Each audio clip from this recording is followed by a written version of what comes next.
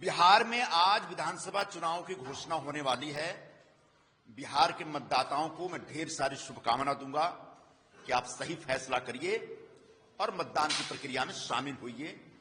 लेकिन साथ साथ मैं यह भी याद दिलाना चाहूंगा कि बिहार में चुनाव प्रक्रिया शुरू होने से पहले वहां के मतदाता सूचियों में जो फर्जी मतदाताओं के नाम थे या घुसपैठियों के नाम थे या रिपीट नाम थे, उनको निकालने की एक एसआईआर के तहत प्रक्रिया शुरू हुई थी और वो प्रक्रिया पूरी हो गई। और प्रक्रिया पूरी होने के बाद लगभग 40 लाख फर्जी वोटरों का नाम उससे निकाला गया। जो लोग वोट चोरी का आरोप लगाते हैं और कहते हैं कि बड़े पैमाने पर फर्जी वोटर हैं हमारे यहां मतदाता सूचियों में, वही लोग इस एसआईआर प्रक्रिया का विरोध कर रहे थे। और उनके विरोध के बावजूद सुप्रीम कोर्ट में जाने के बाद भी एसआईआर की प्रक्रिया जारी रही और आखिरकार पाया गया कि 40 लाख फर्जी वोटर बिहार में थे। बिल्कुल उसी तरीके से महाराष्ट्र के मतदाता सूचियों का भी शुद्धिकरण होना चाहिए। कल चुनाव आयुक्त ने कल घोषणा की कि बिहार में मतदाता सूचियों का शुद्धिकरण हो गया।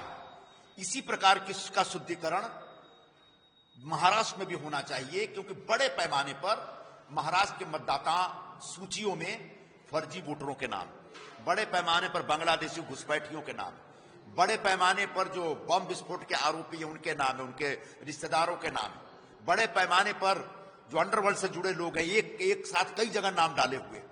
तो ऐसे तमाम जो फर्जी मतदाता हैं उनको निकालने के लिए तत्काल महाराष्ट्र में भी एसआईआर की प्रक्रिया शुरू होनी चाहिए, ऐसा हम शिवसेना की तरफ से डिमांड कर रहे हैं।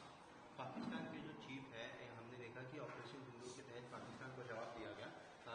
उस पर पाकिस्तान के चीफ ने रिएक्ट किया। उन्होंने कहा कि अगर इंडिया इस तरीके का बयान देता आएगा तो जो विनाश है वो काफी ज्यादा होगा और हम भी इसको लेकर चुप नहीं रहेंगे। हमारा जो जेट है उस पर हम एक्शन लेंगे। पहलगांव में जो आतंकवादी हमला हुआ था, जिसमें हमारे 26 बेगुनाह लोगों को उनका धर्म पूछ करके पाकिस्तानी आतंकवादियों ने मारा था, उसका बदला लेने के लिए भारतीय सेना ने ऑपरेशन सिंदूर शुरू किया और कुछ दिनों में ही पाकिस्तान त्राहिमाम करने लगा। 100 से ज्यादा उनके आतंकवादियों को हमने मार डाले, उनके कई आतंकवादी ठिकाने ध्वस्त कर दिए, कई एयरबेस जहां पे उनके न्यूक्लियर वेपन्स होते हैं उनको भी उड़ा दिया गया।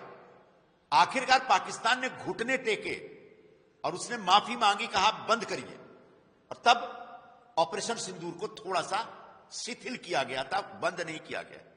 और अगर पाकिस्तान यूं ही हिंदुस्तान को चुनौती देता रहा तो अभी जितने भी बच गए हैं आतंकवादी ठिकाने या एयरबेस, अगले युद्ध में वो सब भी बर्बाद हो जाएगा। इसलिए पाकिस्तान अपने आपे में रहे और बहुत ज्यादा हिंदुस्तान को चुनौती देने की कोशिश न करे। उनकी पूरी जितनी जो क्षमता है उससे कई गुना ज्यादा क्षमता हमारी आर्मी के पास है। और हम अगर युद्ध ईमानदारी से और एकदम तय कर ले कि अब हमको फाइनल आर पार की लड़ाई लड़ना है, तो शायद पाकिस्तान दुनिया के नक्शे से खत्म हो जाएगा। सर, एक आखिरी सवाल।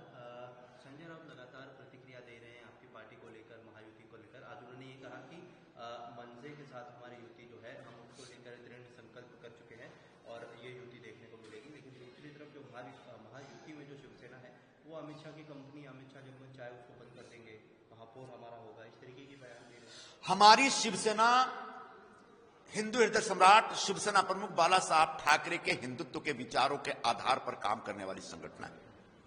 बाला साहब जी ने कहा था कांग्रेस के साथ कभी नहीं जाना। आज जो संजय राउत और उनकी पार्टी है उसने कांग्रेस के साथ एक नापाक गठबंधन किया और जिसका नतीजा यह हुआ कि चुनाव में बुरी तरह से पराजित हो गए।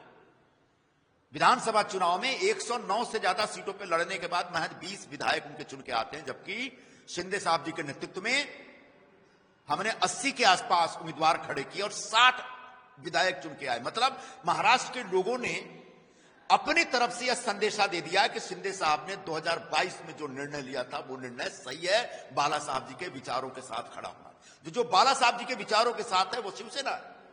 आप कांग्रेस के विचारों के साथ हैं, आप जो बम विस्फोट करने वाले हैं उनके साथ हैं, आप बांग्लादेशी घुसपैठियों के साथ हैं, आप भिंडी बाजार वालों के साथ हैं।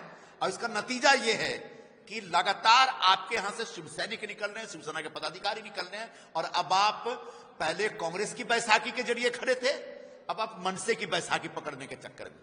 लेकिन मनसे के पास भी सिर्फ 1.5% वोट है। अगला चुनाव आते आते उसमें से कितना रह जाएगा मालूम नहीं, लेकिन अगले चुनाव तक ये बैसाखी भी टूट जाएगी, फिर ये अपने पैरों पे खड़े होने के लायक नहीं रहेंगे। मुंबई महानगर पालिका के चुनाव एक बहुत ही ऐतिहासिक चुनाव होगा। वर्षों बाद यहां पर जो महापौर चुन करके आएगा, यानी जो सत्ता होगी वो महायुति की सत्ता होगी, जिसमें बीजेपी, शिवसेना और अजित दादा पवार की पार्टी का सहभाग होगा। दशहरा रैली के दरमियान इस प्रकार का बयान हमारी पार्टी के मुख्य नेता, हमारी पार्टी के सीनियर नेता रामदास कदम जी ने दी थी। वह बयान निश्चित तौर पर उनके पास कोई तथ्यात्मक जानकारी है, इसके आधार पर दिया गया होगा।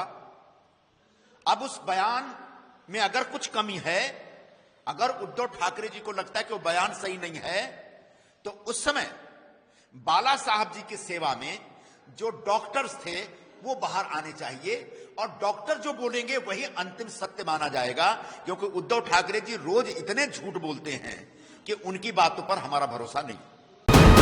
वीके न्यूज, राष्ट्र के नाम।